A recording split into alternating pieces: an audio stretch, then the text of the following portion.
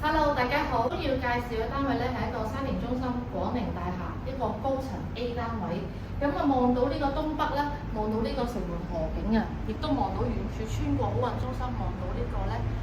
前面馬鞍山嘅一帶嘅城門河景啊，非常之開揚嘅，樓宇亦都好光猛嘅單位，唔使點開燈。咁業主而家咧揾租客，我哋一齊聽下。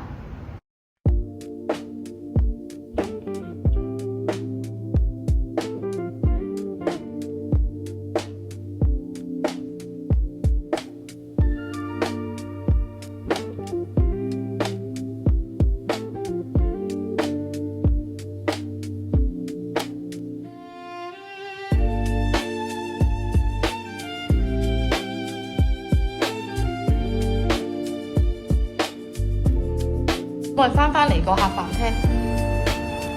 咁啊飯廳位置咧放到2至4個人嘅餐桌嘅，咁啊景觀咧呢邊就望翻一個咧比較開闊啲嘅，